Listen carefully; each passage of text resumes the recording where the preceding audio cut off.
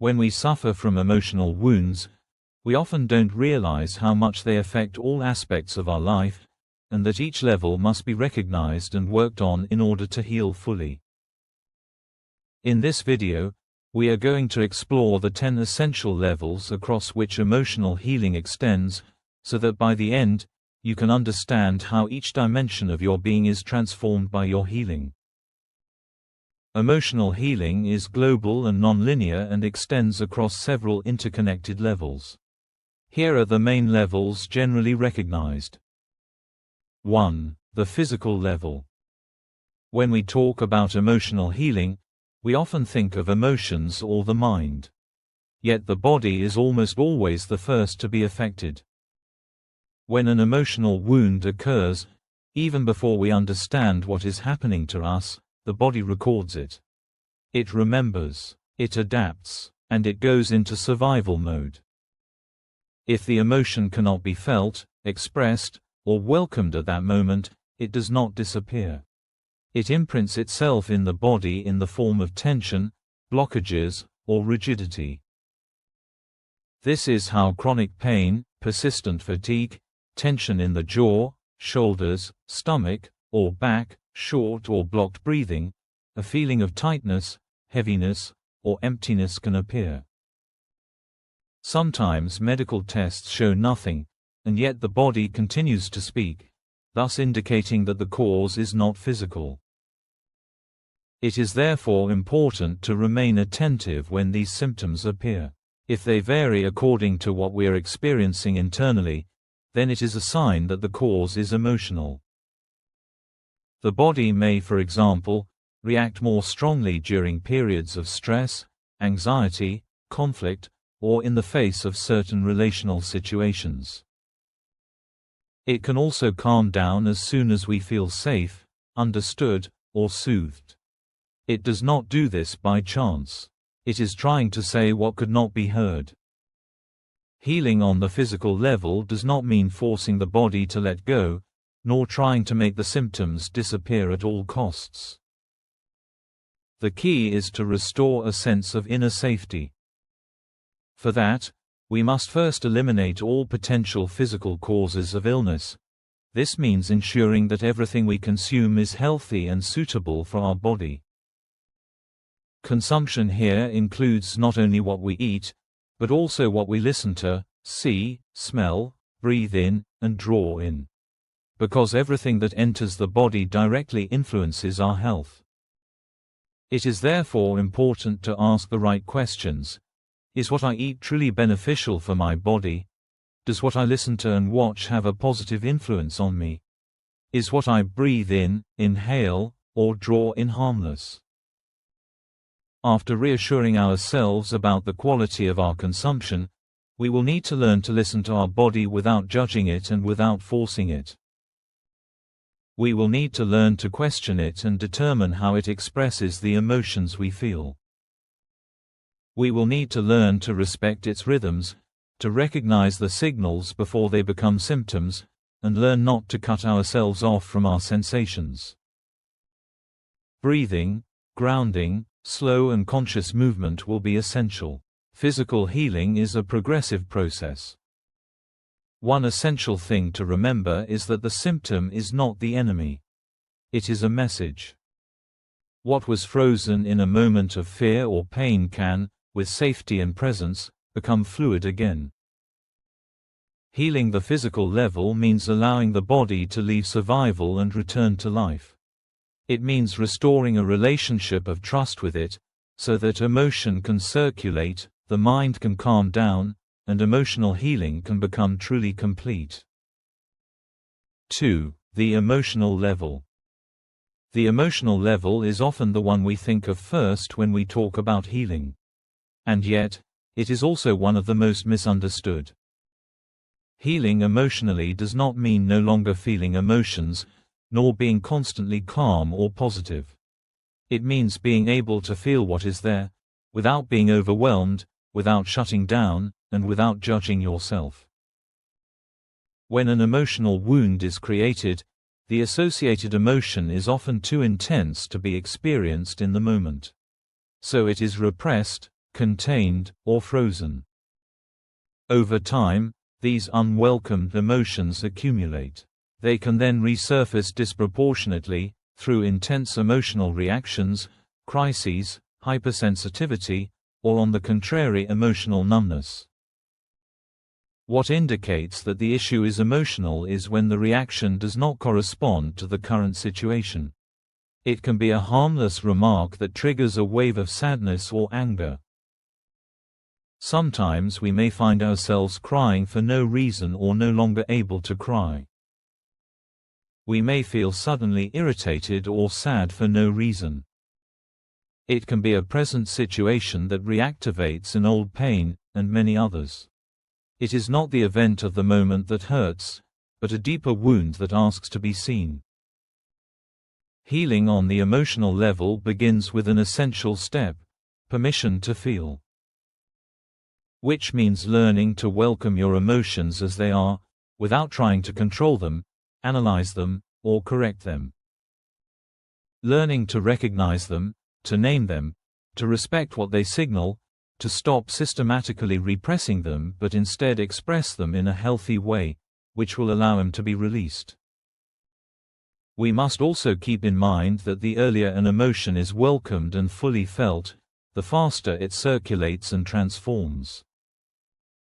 This healing also involves developing a gentler relationship with yourself, stopping judging yourself for what you feel, and being compassionate. An emotion is neither good nor bad. It is information. It indicates a need, a limit, a wound, or a life impulse. It is therefore important to always stay connected to what you feel, but without drowning in it. Healing on the emotional level means regaining the freedom to feel without fear. It means transforming the emotions that make us suffer into allies able to guide, adjust, and support the path of global healing. 3. The mental or psychological level. The mind plays a central role in emotional healing. It is to this aspect of healing that what is commonly called the renewal of thought is associated. When a wound forms, the mind tries to make sense of what has been lived. It then builds beliefs, interpretations, and strategies to avoid reliving the pain. Beliefs such as, "I am not enough, I can't trust anyone, I must be strong, if I get attached, I will suffer." These beliefs can be conscious or unconscious. At the origin, they have a survival function. Over time, these mental patterns become automatic. They influence the perception of self, others, and the world. The mind anticipates, controls, ruminates, stays on constant alert. This can manifest as mental fatigue, difficulty letting go, repetitive thoughts, excessive self-criticism, a constant need to understand everything, or a mind that never really calms down, even in moments of rest. Healing on the mental level does not consist in silencing thoughts, nor fighting them. It involves a change of inner posture. Instead of identifying entirely with your thoughts, it is about observing them with attention and without judgment. Learning to question certain beliefs, not to force them to disappear, but to check whether they are still true today and whether we still agree with them. Because what was built in a context of pain is not necessarily adapted to the present. We will then have to transform outdated beliefs and develop a new self-narrative that is more fair and more benevolent. It is also essential to connect the mind to the body and emotion.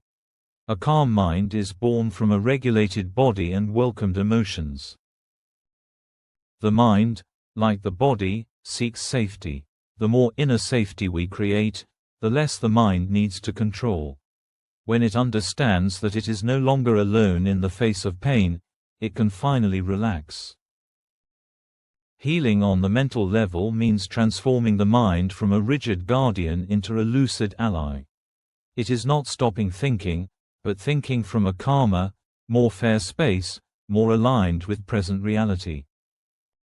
4. The relational level. Emotional wounds are almost never created alone. They are born most of the time in relationship. And it is also in relationship that they are reactivated. The relational level is therefore a key space of emotional healing, but also one of the most sensitive. When an emotional wound is present, it deeply influences the way we connect with others. Without realizing it, it colors expectations, fears, reactions, and behaviors. This can manifest as fear of abandonment, difficulty trusting, an excessive need for recognition, emotional dependency, hyper-independence, or on the contrary a tendency to close off emotionally. Sometimes we over-adapt. Sometimes we protect ourselves by taking distance. In all cases, relationship becomes a survival ground rather than a space of safety. We notice that relational suffering is caused by a wound, when certain people or certain types of situations systematically trigger the same emotional reactions. It can be, for example, a close friend who doesn't respond as we expect and it triggers anxiety or a feeling of rejection. It can be a colleague or a manager who gives criticism and it triggers immediate anger or frustration. It can be receiving a compliment that triggers shame or a feeling of being inadequate, or being confronted with abandonment or rejection that triggers deep sadness or an excessive need for control. It is not only the other person's action that hurts, it is the wound it reactivates. Healing on the relational level begins with awareness of your relational patterns. Understanding how the wound expresses itself in connection allows you to get out of unconscious repetition. Relational healing also involves learning boundaries. Learning to say no, to know and express your needs, to stay in connection without losing yourself, and to protect yourself without cutting yourself off. This requires courage, because setting boundaries can reactivate the fear of losing the other. Yet boundaries are often what make the relationship healthier. For healing to be durable, it is essential to develop a secure relationship with yourself. That is to say, learning to know what we lack and what we need, and learning to give it to ourselves. The more inner safety is present, the less relationship becomes a place of dependency or escape. Relationship with the other is no longer used to fill a wound, but to share. Each relationship then becomes an opportunity for awareness and transformation, rather than a failure or a threat. Healing on the relational level means learning to love and to be in connection without abandoning who you are. It means transforming survival relationships into relationships of presence, respect, and truth. 5. The identity level. The identity level touches something very deep: the relationship we have with ourselves. An emotional wound doesn't only hurt, it gradually changes the way we perceive ourselves, define ourselves, and feel legitimate to exist. When a wound is created, especially in childhood or in important relationships, it often leaves an identity imprint. We don't only say, "I went through something painful," we come to believe, "I am the problem." Identity is then built around the wound: not being enough, being too much, having to earn love, having to hide to be accepted. This manifests as fragile self-esteem, constant self-criticism, a sense of illegitimacy, difficulty taking your place or receiving. Sometimes we wear masks to be loved. Sometimes we define ourselves only through what we do for others. Identity becomes an adaptation rather than an authentic expression. The suffering is then no longer linked to a specific situation, but to a global feeling toward oneself. An impression of never really being good enough, even when everything is going well. We feel that we have lost contact with who we truly are. We constantly wonder who we are. We forgot what we love. We can no longer make choices for ourselves. Healing on the identity level involves a new look at oneself. We must progressively detach from what does not belong to us: beliefs, roles, and identities forged in pain. We must learn to look at ourselves with more benevolence, as if we finally saw ourselves with loving eyes, beyond the wounds. Develop self-compassion, recognize the intrinsic value of who we are, independent of performance and others' recognition. Over time, we will begin again to feel sufficient as we are, and to rebuild solid self-esteem, independent of others' gaze. We must allow ourselves to be ourselves, even imperfect, even vulnerable. This sometimes implies making different choices, leaving familiar roles, or disappointing certain external expectations. But it is often at this price that identity becomes freer and more aligned. Healing on the identity level means regaining the right to be yourself without condition. It means moving from an identity built to survive to an identity that exists to live. 6. The spiritual level. The spiritual level is often misunderstood. It is not about religion, nor particular beliefs. It concerns meaning, inner alignment, and the relationship we have with something greater such as life, consciousness, nature, or a deeper inner dimension. When an emotional wound is present, it can cause a loss of meaning, a loss of trust in life, a loss of inner direction, or a feeling of inner disconnection. We can feel separated, empty, disoriented, as if something essential had broken, as if we had lost our reference point. We no longer know why we move forward, even if outwardly everything seems to function. This wound also often manifests on the spiritual level through recurring existential questions. Why am I on earth? What is the meaning of all this? Why am I going through all this? Sometimes, it shows up as a feeling of deep injustice, anger toward life, or on the contrary a silent resignation.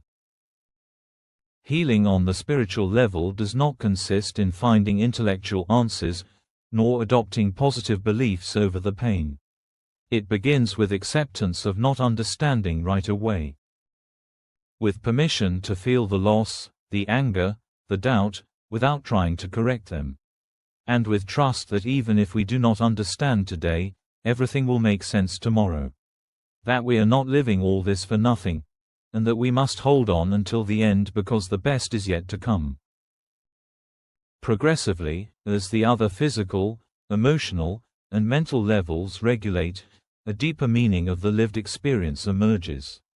Not an imposed meaning, but a felt meaning.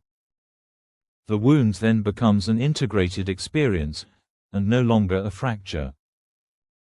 For healing on the spiritual level to be durable, it is important to reconnect to what nourishes us inside: silence, presence, contemplation, prayer, nature, meditation, gratitude, or a practice that brings us back to what is essential.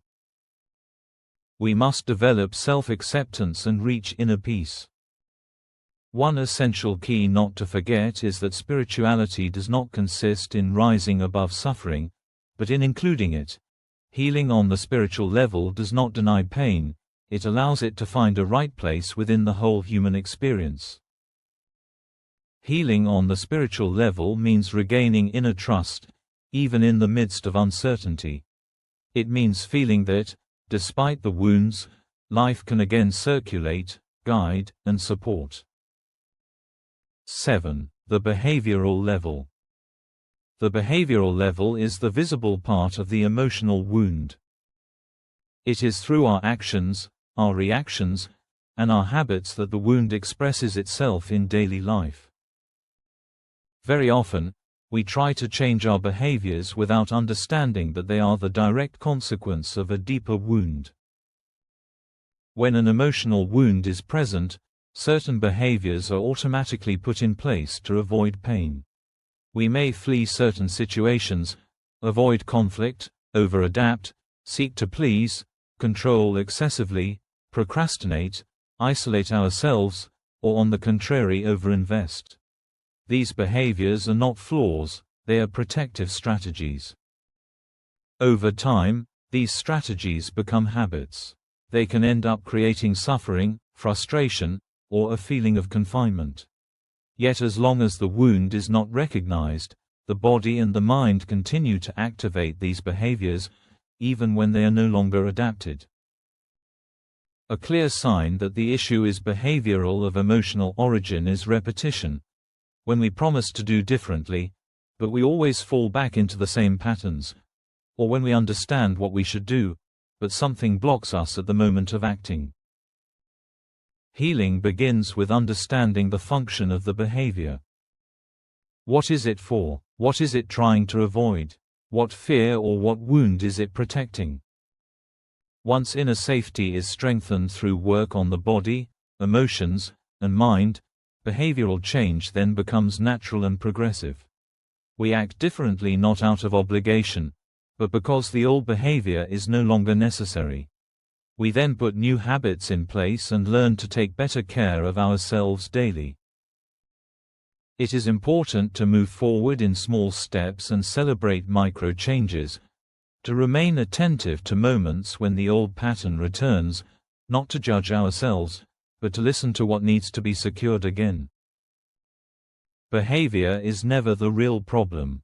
It is a signal. As long as the wound is active, the behavior persists. When the wound soothes, the behavior transforms by itself. Healing on the behavioral level means moving from automatic reactions to conscious choices. It means regaining the freedom to act in accordance with what we truly feel, rather than under the influence of fear or protection. 8. The energetic level. The energetic level may be the most subtle, but it plays an essential role in emotional healing. Even when everything seems resolved on the physical, emotional, or mental level, certain wounds can remain blocked in our vital energy. They then disturb the natural energetic flow of the being. This stagnant energy translates into a feeling of heaviness, persistent fatigue, lack of vitality, disharmony, imbalance, or emotions that return cyclically. Some people speak of a weight on the heart, invisible tensions, or the impression of not being able to move forward fully in life. We then feel blockages that do not disappear despite work on the body, emotions, and mind. We may feel below our potential, repeating the same patterns, or feeling invisible but persistent internal disturbances. Healing on the energetic level consists in promoting the circulation of energy, restoring balance and harmony within oneself. It consists in releasing old emotional charges and regaining vitality. This can go through different practices: prayer, meditation, conscious breathing, healthy consumption, breathwork, certain bodily or energetic techniques, and attentive listening to inner sensations. It is important to remember that this level does not work in haste. Energy is released progressively, at its own rhythm. Patience, regularity, and awareness are precious allies. We must also remember that energetic healing supports and amplifies healing on all the other levels. Healing on the energetic level means regaining inner fluidity, vitality, and coherence between body, mind, and emotions. It means feeling that life circulates fully within you, without blockage, without resistance.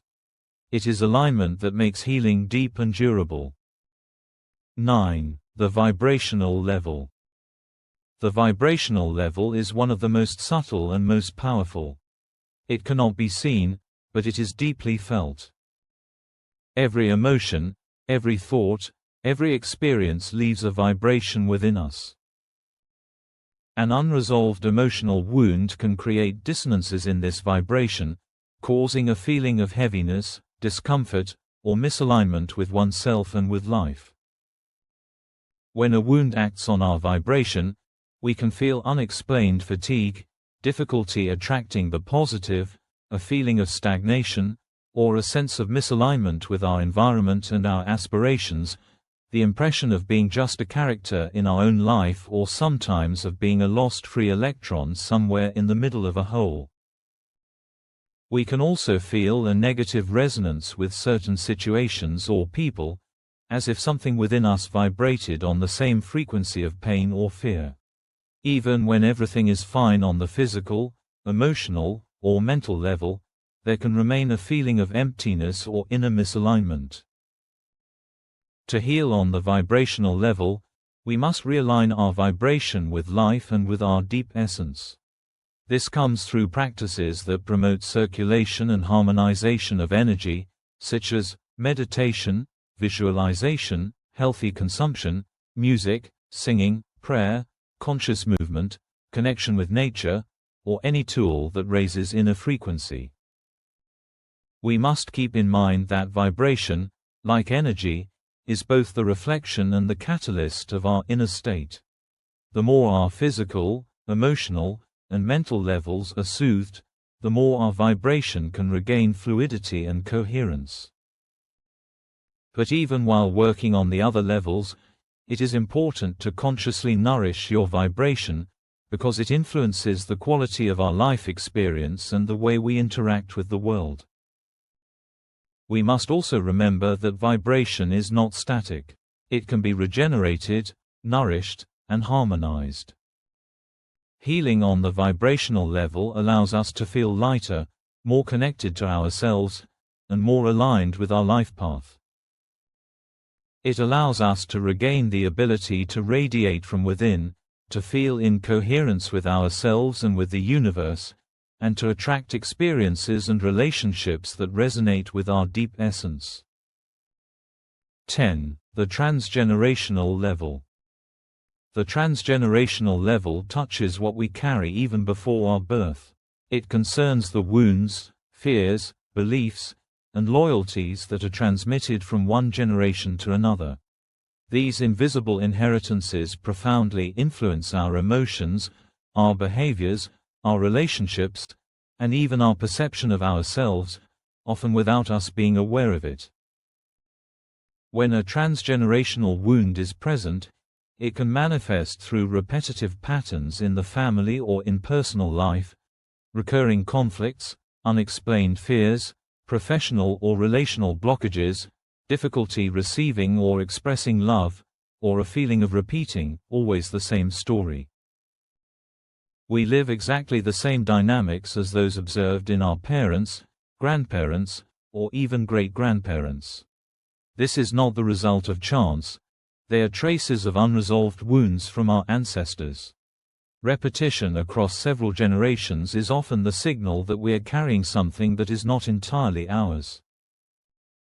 Healing on this level consists in becoming aware of loyalties and transmissions, recognizing what we have inherited, and choosing to free ourselves from it with benevolence. This liberation can pass through reflection, inner dialogue, or symbolic rituals.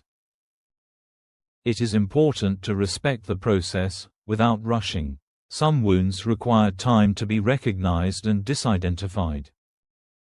The goal is not to erase what was transmitted, but to separate from what is not necessary, and to create new conscious dynamics.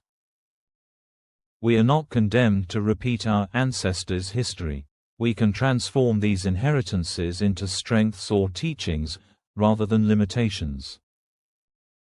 Transgenerational healing allows us to free ourselves from inherited invisible patterns, to reclaim full responsibility for our life, our choices, and our well-being. It is honoring what was lived before us, while finally creating our own story. In conclusion, emotional healing is never done on only one isolated level. It is a path that touches all aspects of our being: the body, emotions, mind, behaviors, relationships, identity, energy, vibration, spirituality, and even what we inherit from our ancestors. These levels are deeply interconnected. Healing on the physical level is regaining a body that is no longer the seat of old tensions and physical blockages. Healing on the emotional level is welcoming our emotions, moving through them, and transforming them into allies. On the mental level, we learn to observe our beliefs and patterns so we are no longer prisoners of them. In our relationships, We develop healthy bonds, based on authenticity and respect. On the identity level, we regain the right to be ourselves, fully and without condition. The spiritual, energetic, and vibrational levels reconnect us to a larger dimension, to our vitality, to our inner alignment, and to the fluidity of our energy. The behavioral level allows us to transform our automatisms into conscious choices. The transgenerational level frees us from inherited patterns that no longer serve us. Together, these levels form a coherent whole, a living network where each advance on one level creates a domino effect on all the others. Healing then becomes holistic, deep, and durable. It touches all aspects of life, and manifests in the body, the heart, the mind, and the soul. The key to this healing is presence to oneself and benevolence toward what we are going through. In the end, healing emotionally is regaining the freedom to be oneself, to feel, to think, to act, and to vibrate in coherence with our essence. It is a path that requires patience, courage, and gentleness, and on which each step brings us closer to inner balance, deep peace, a more conscious life, and a complete harmony of our being. Each healed level reminds us of a simple yet powerful truth: everything is connected. If this video spoke to you, leave a comment. And tell us also where you need more clarity right now. Like, subscribe, and share with those who, like you, are seeking more inner clarity.